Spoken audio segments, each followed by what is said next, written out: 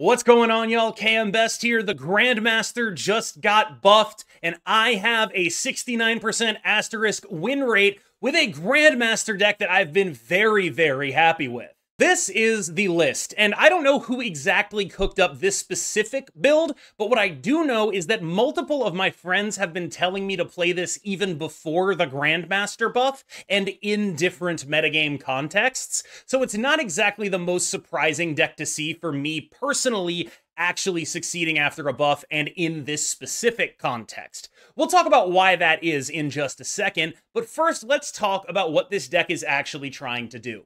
This is effectively a semi-bounce deck where the goal is to use the Grandmaster on Gwenpool, who will then make your Mysterio the largest man alive. I have played a 30 power Mysterio in this deck.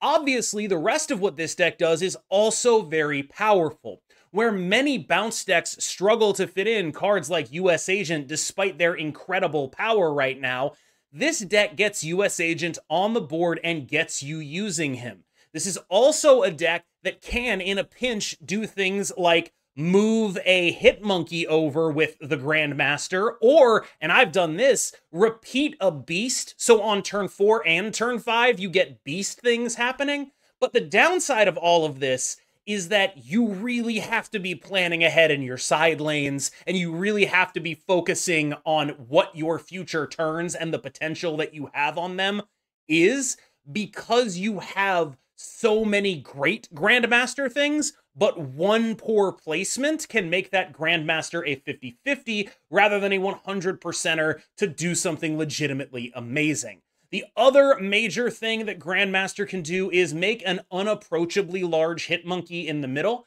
That's not been as relevant. I have mostly used the card for Gwenpool and for Beast, but it is worth pointing out that you can double Hitmonkeys on reveal ability when you use the Grandmaster with him on the final turn of the game.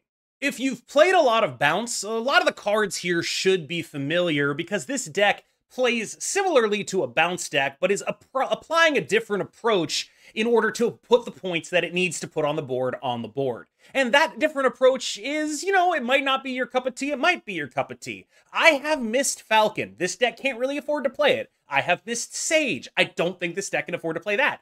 I have missed very much the card Shadow King, and I'm not sure we can fit that in either. But what this deck gives up in those cards, it gains in terms of raw power and stat output. And I think when you look at the cards that it chooses to play, you can start to understand why we care so much about that raw output.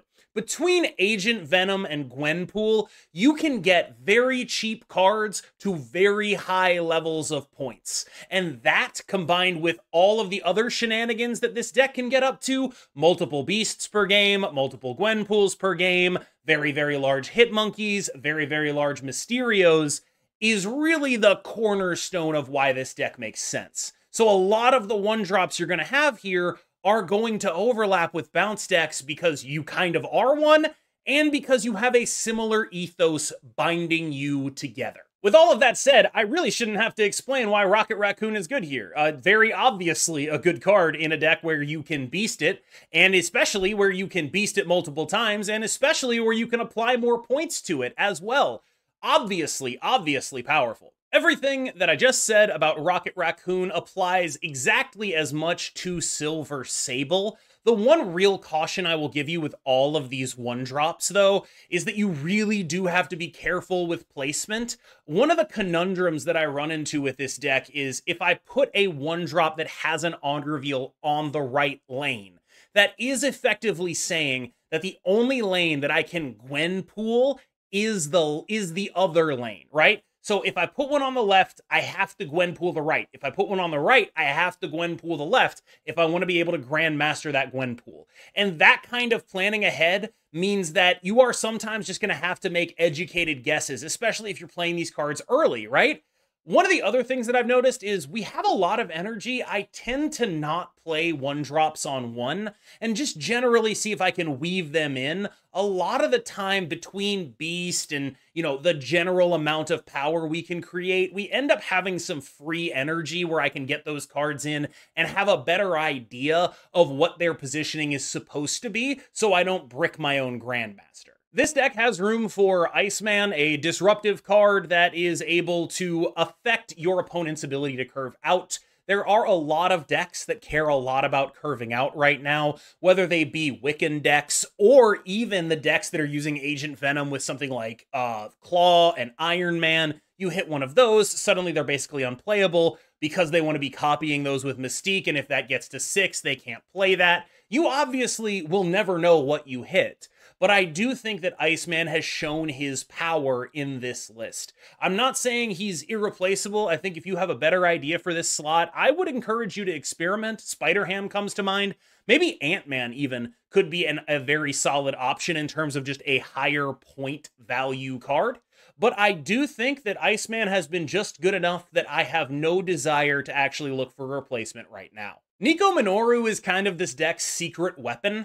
If it has been Agent Venomed, you can suddenly get this card to 8 power. You are even able to do things like Nico Minoru double up to 8 power, Grandmaster her up to 16. Stuff like that can happen too, and that's a card that you can then very easily bounce back to your hand. The double gets a lot of value in this deck because you do have a decent amount of hand buffing happening, you have a decent amount of repeating on reveals happening, her synergy with Gwenpool, her synergy with Agent Venom, her synergy with, of course, the Grandmaster, and that's to say nothing of just how good it is to start drawing multiple cards in a deck like this. Her draw 2 cards ability is excellent here. It's obviously at its best if you can go like turn 1, draw 2, turn 2, Agent Venom.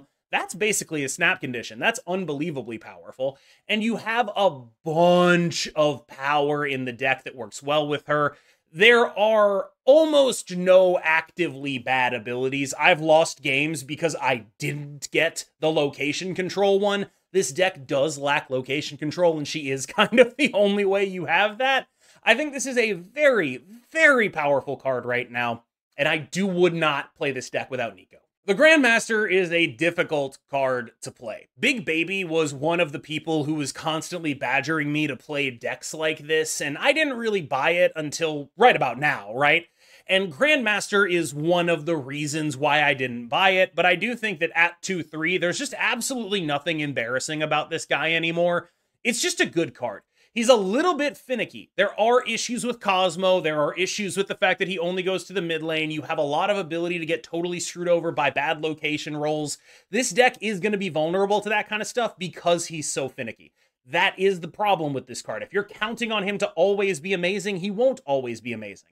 But when he is amazing, when you're able to do something like Beast on the right lane, then play cards mid, move the Beast to the mid lane, 2 Beasts in a deck like this is so ridiculous. Like, that's just a very powerful thing to do. 2 Gwenpools is like the classic reason why you'd want to be playing this card. That's another very powerful thing to do. Like I said, I've played a 10 power Mysterio. Like, that is just insane. 10, 10, 10. 30 power, 2 energy. It's just a monstrous card. And so Grandmaster has finally gotten to the point where a deck like this, you no longer look at it and you're just like, oh, I get it, that's bad bounce.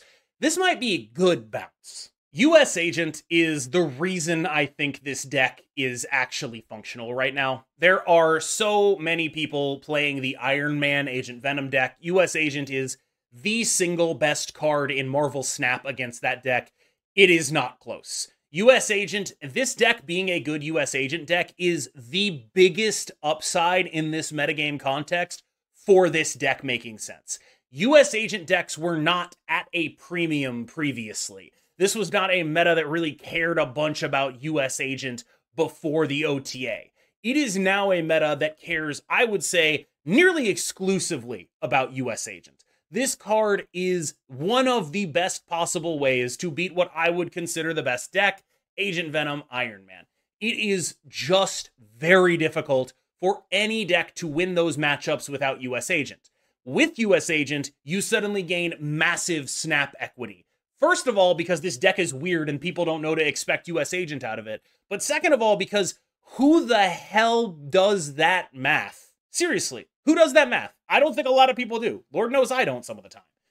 US Agent is a monster, and I have been, for the last few days, looking for the best US Agent decks. And I think this deck has a legitimate case to make for being one of the best US Agent decks.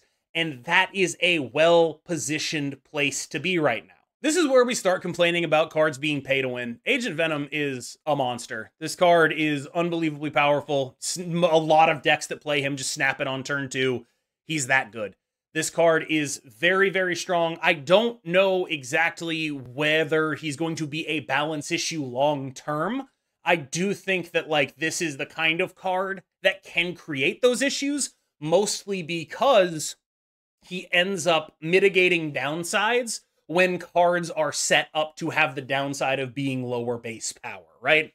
That is the fundamental Agent Venom issue, is that there are so many cards in Marvel Snap that have very powerful abilities and then very low base stats to make up for the fact that they have very powerful abilities. That's how they're balanced. And this guy adds, 4 power to all of them, basically. Athena goes to 4, Sage goes to 4, Mysterio, that interaction is just crazy. But we're also taking advantage of a lot of that stuff, right? And so Agent Venom in this deck is sort of very specifically just about, like, all of our 1-drops gain a bunch of power. Mysterio is now 4 everywhere. Every other card in our deck gets buffed except Gwenpool, and then we can stack further buffs with the Gwenpool. That's pretty much what this guy's trying to do. There's just not really a good reason to play a deck like this without him. He is, I wouldn't say he's the linchpin of these decks, but like when we talk about why I was brushing off people like Big Baby about this deck before Agent Venom, and why I'm not brushing them off now, some of that is that it's better positioned because of US Agent. A lot of it is just that this card is really strong. Mysterio is damn near the star of the show here. This card is as big as you can make him. If you draw him after playing Agent Venom, he is a 4/4/4. If you get procs onto him with Gwenpool and then maybe even a Grandmastered Gwenpool, he can get much, much, much, much larger. That is your best and most effective way of putting points on the board, and being a deck that has that in its back pocket while also being a US Agent deck is part of the reason why I like this. This is not a deck that is just doing US Agent stuff. It's not overloading on Affliction. It's not doing any of that.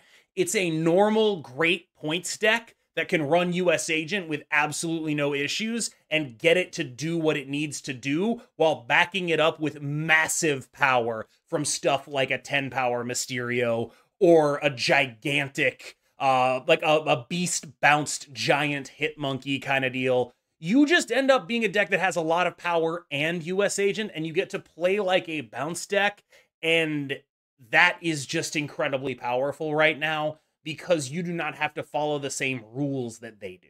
This is a little bit of a flex spot, I think. Bishop is obviously just very good. I have no issues with this card. You do enjoy just having a 3-drop that you get to play and are happy to play. And I think that's the main thing that I like about him, is that he's not a card that you need to hold in your hand to get value out of. You can just play him and be happy about it. The other thing you're going to want to keep in mind with Bishop is he doesn't actually have an ability. So if you want to play a Grandmaster in the Bishop lane, you are actually able to do that. I am very often putting like a Bishop down and then a Gwenpool down and then moving the Gwenpool because the Bishop isn't actually a threat to be moved, right? I realize that seems a little obvious, but it is one of the things you're just going to just make sure you remember that and you don't psych yourself out of that, because I do think that is absolutely possible. Bishop is just good. You want cards that are on the board. You don't have access to Black Swan in this deck. You're not a Black Swan Falcon deck, which means while we do have a lot of ability to have energy and do a bunch of unfair stuff on the final turn, we don't necessarily have enough that we would be willing to issue Bishop, who can just be on the board benefiting from everything that we do. Hitmonkey is big as hell. There's really not anything else to say about this guy. We are very much a Mysterio deck, which means we're very much a Hitmonkey deck, and this guy gets big as hell. He is your main final turn threat to come back in lanes that you are being overwhelmed in. You can get him up into the high teens with some regularity a lot of the time when I've played this deck. I also have used him as a card that is a, when I have those multiple beasts going, a lot of the time I am able to do something like, you know, turn 3, just play the Hitmonkey, turn 4, 1-drop beast, turn 5, play the Hitmonkey and the 1-drop in the middle alongside whatever else is already there, Grandmaster the beast to the middle. Suddenly the Hitmonkey is getting more and more and more stats over the course of that, right? And that kind of build-up, making this card sort of like, almost like your Apocalypse, right? You're showing them what you have in exchange for making it extremely large. And having those play patterns in your back pocket is going to be a thing that helps you get better at this game. It took me like 20 games before I started realizing what the full potential of this deck was. I do think that like there's some really unique stuff you can do here. Beast is just great. Like, I realize there's some Agent Venom anti-synergy. I don't care. The fact that we can get multiple beasts off of a Gwenpool, or not of a Gwenpool, off of a Grandmaster, the other G card, is so damn good. Like, your 4s and 5s, you basically always want to be doing like either Gwenpool Grandmaster or Beast Grandmaster. Those are the things that you want to be doing. Obviously, you can win doing other stuff, but like, when you're doing that stuff, it's like, oh my God, I'm going crazy over here. My numbers are crazy.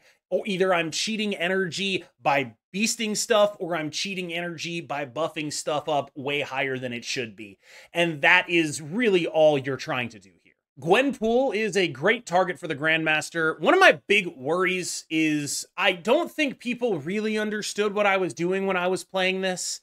And after making this video, I think people will understand what I'm doing.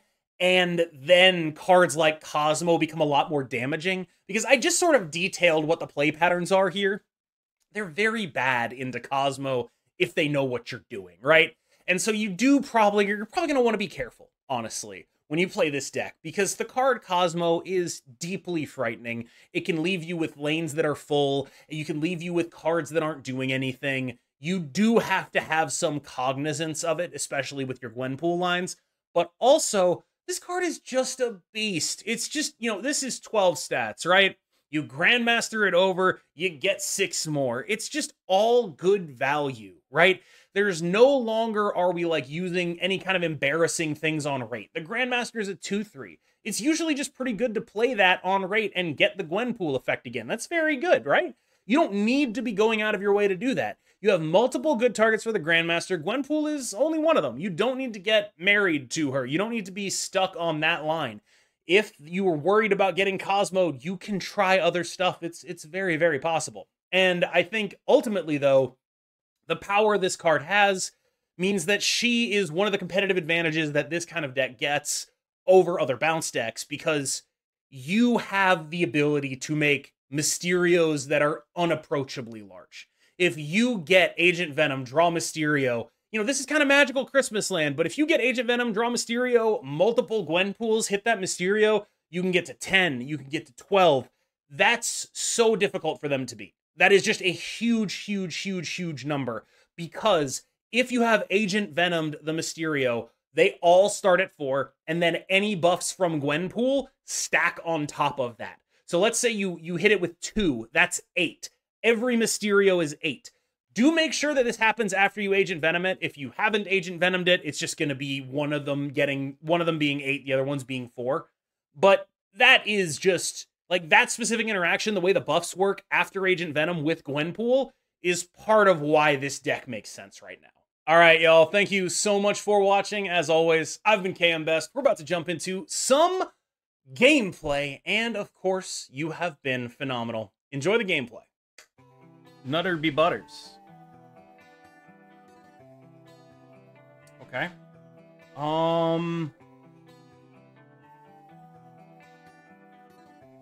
Sable it.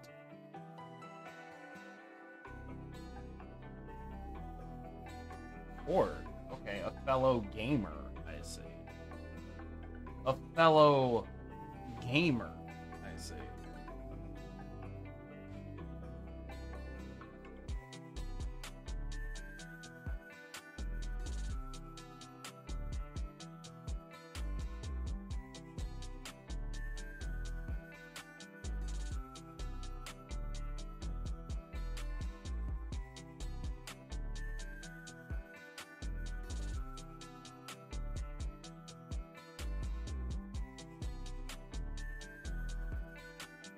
Whoa. Okay.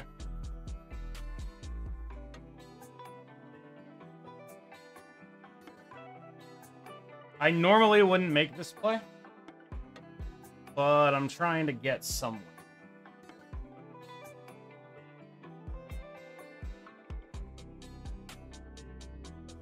We're gonna probably lose if they got the arrow they need. We're in a bad spot if they did. I'm assuming they did. So we're probably fucked.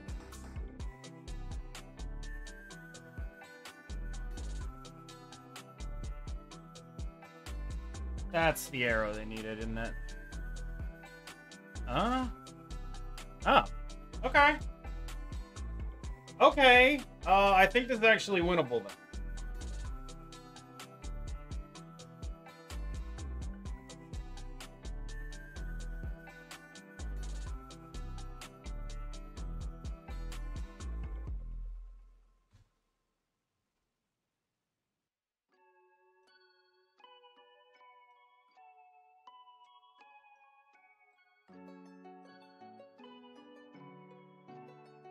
All right.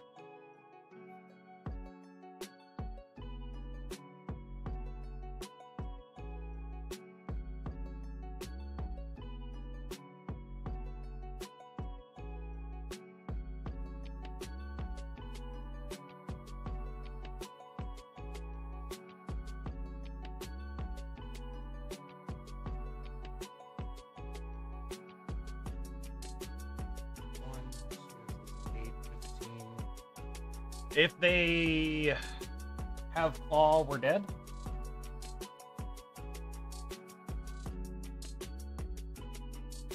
I'd imagine they don't because they're a Darkhawk deck. Let's die to claw.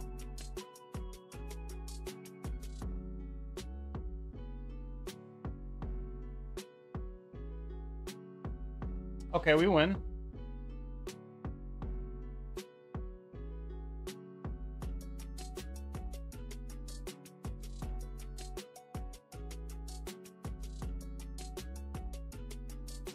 Whew. Close. Real close. And so it had to be that, and it was that. So, like, you know, you got to give that to him. But it's not the most common of things. Arishem Gamer, I think we're not great into the wide variety of weird bullshit this deck can do. But it's worth finding out.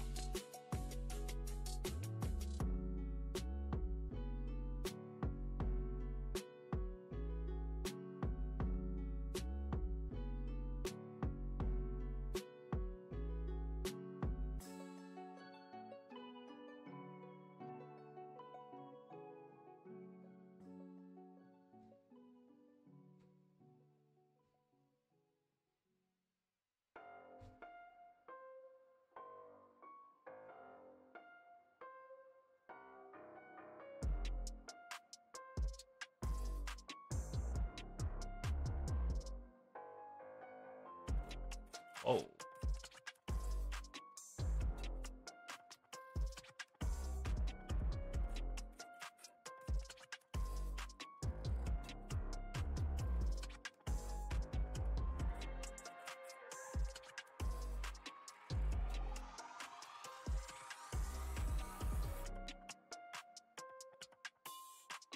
See, what I think is I'm probably supposed to snap this and just say I'm probably getting Prio here.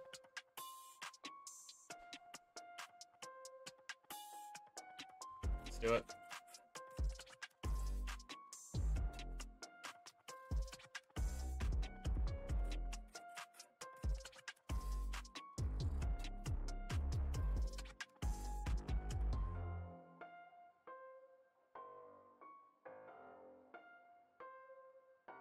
Oh my god.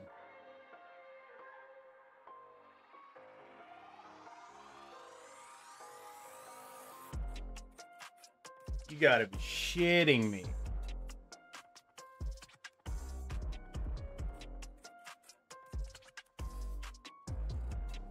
You gotta be shitting me.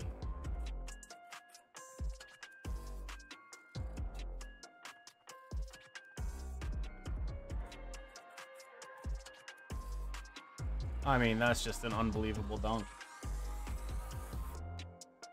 That's incredible. I got Dunkarood.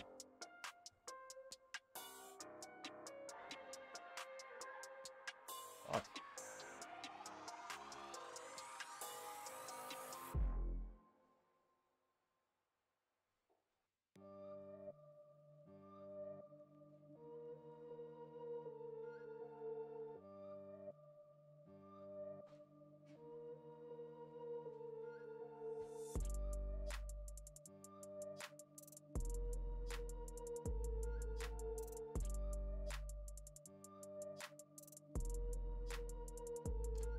Time to get blobbed, I suppose.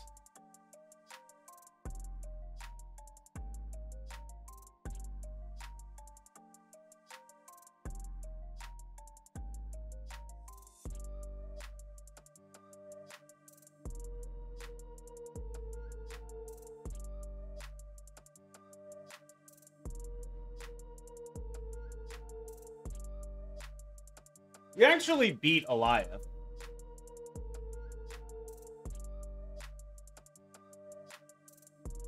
Should we lose 8 here?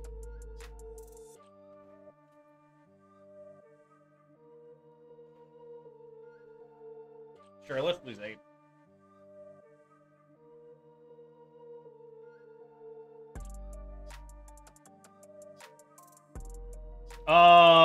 Did they mean to do that? Did they mean to do that?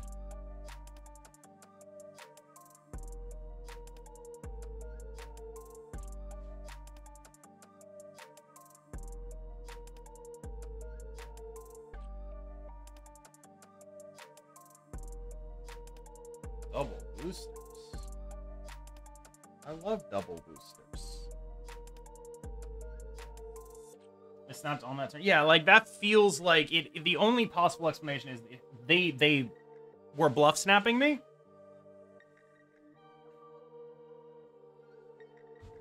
That's just kind of gotta be it.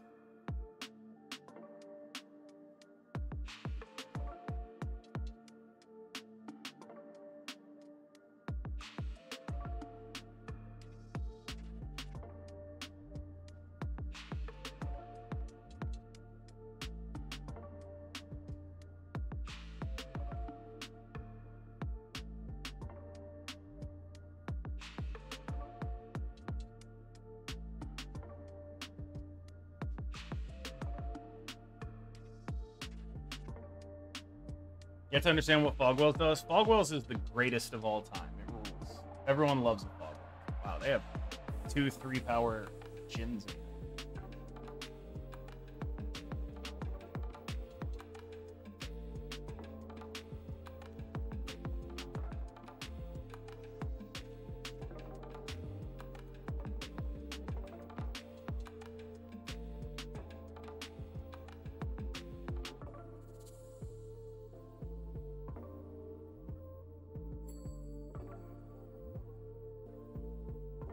Oh, that Cosmo is not where they needed it to be.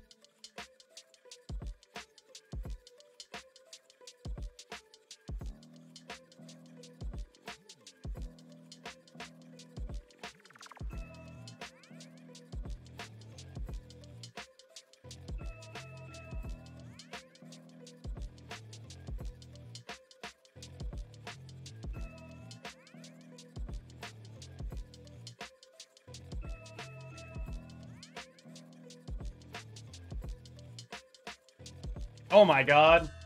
Oh my god. Oh my god!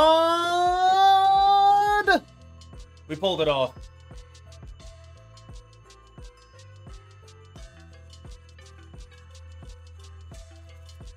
Whatever the opposite of playing around that is, that's what I did.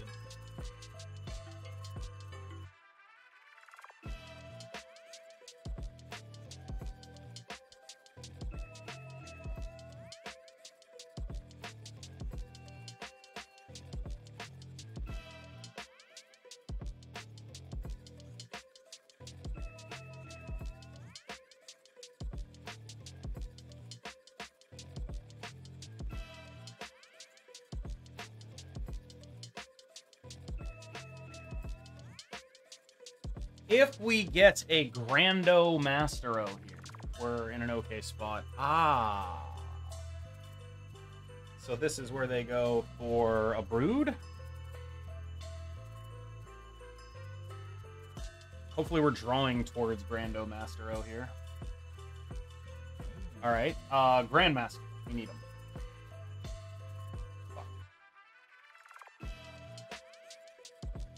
Oh. Okay. No Grandmaster. So the word is this.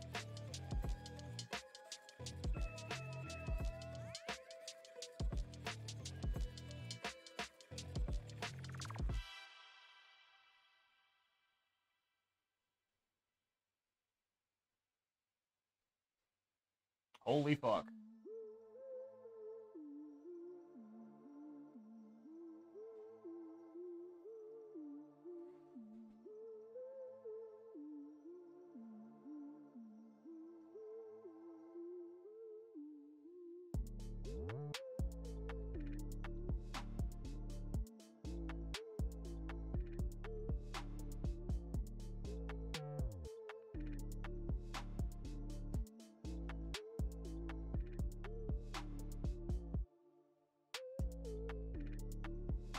This is a shitload of cards.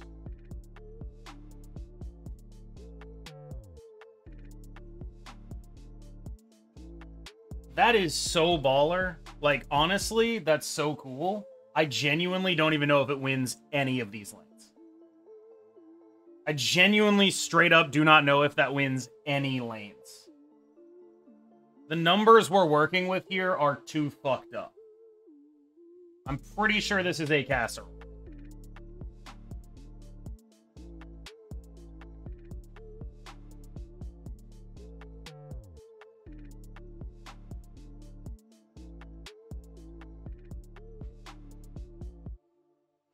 Jesus.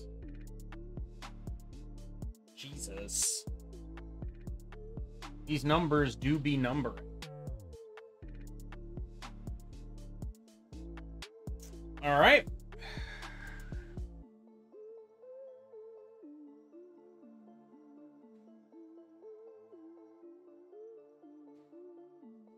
I am going to play an Agent Venom.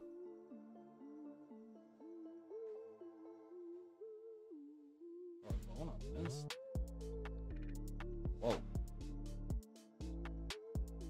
Whoa. All right, I am fairly interested in a draw 2 here.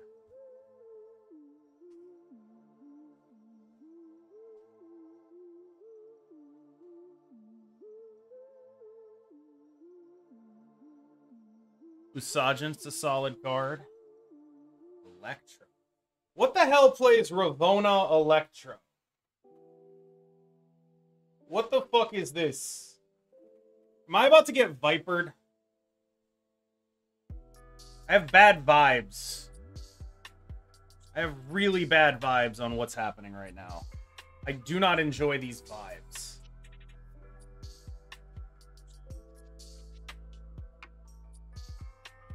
Okay, I mean, not my favorite thing, but not like, holy shit, I'm dead. I definitely don't enjoy it.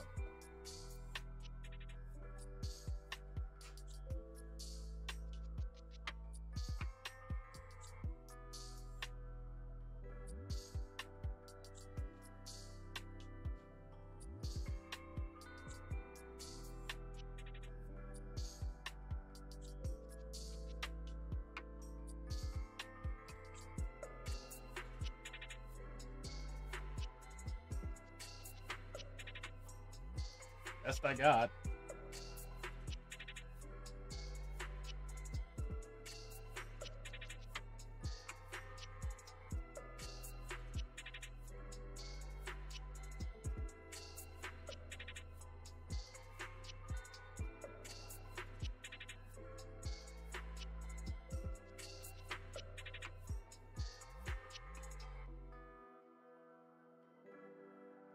Ooh. Scary, scary, scary. Okay.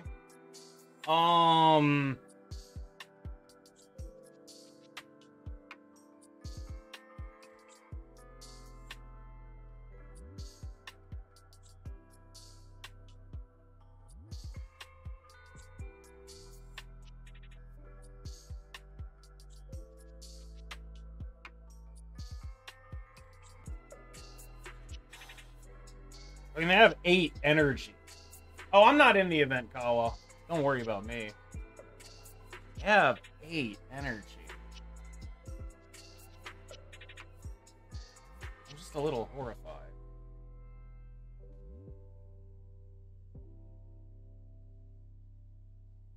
Is it like an Odin? I think we beat an Odin. I'm gonna be doing a little bit of casting, yeah.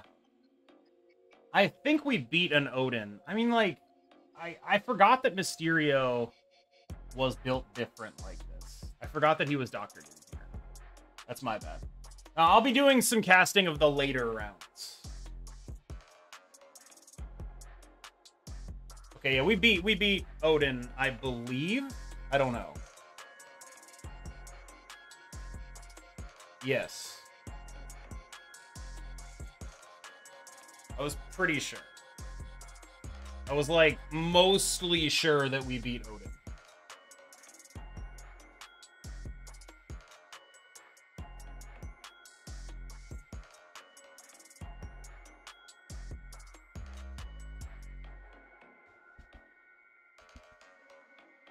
Zabu.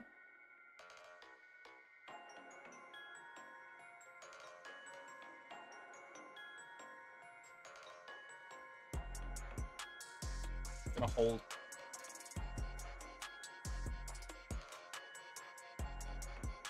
Dude, again? What is up with these locations?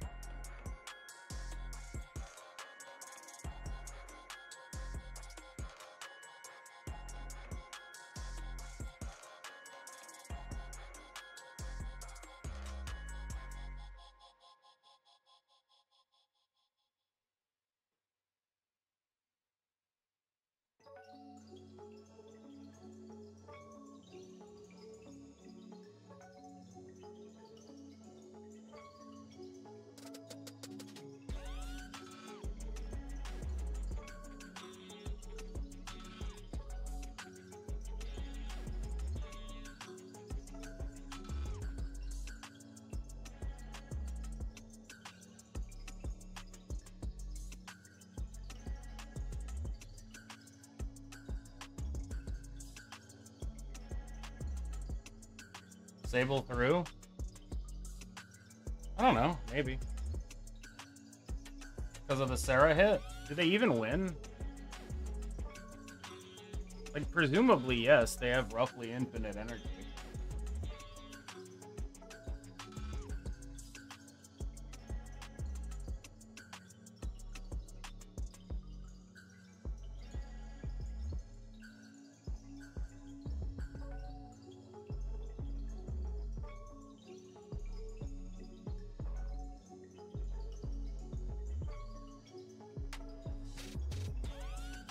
Jolie runs SK in this? Yeah.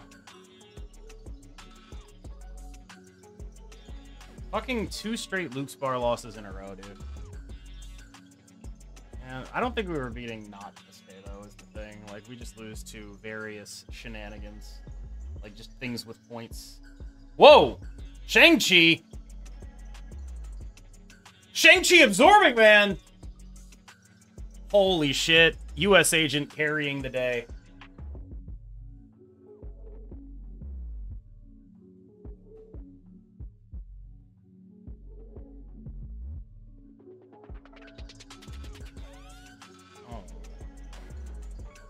Okay, well, we got an Agent Venom.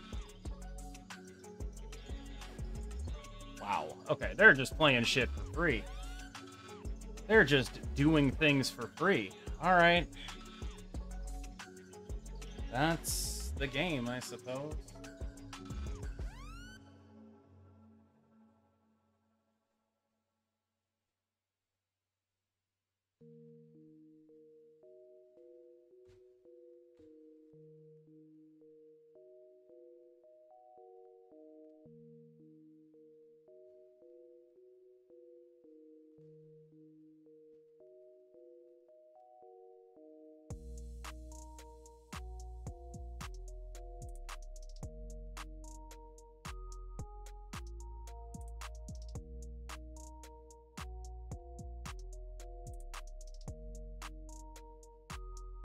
Okay.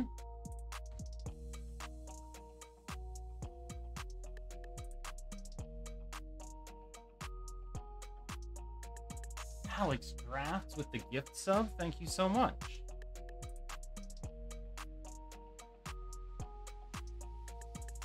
Of course, Miss Mysterio. Yeah, and this guy's like a watcher, so, you know, it do be like that.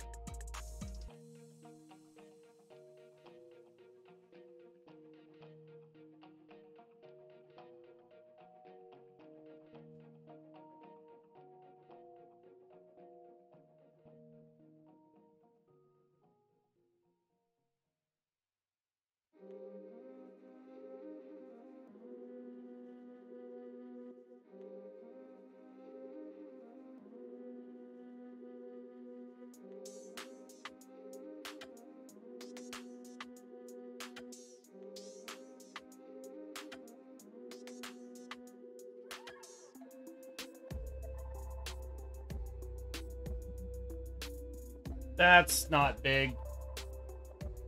That is big, but not big enough.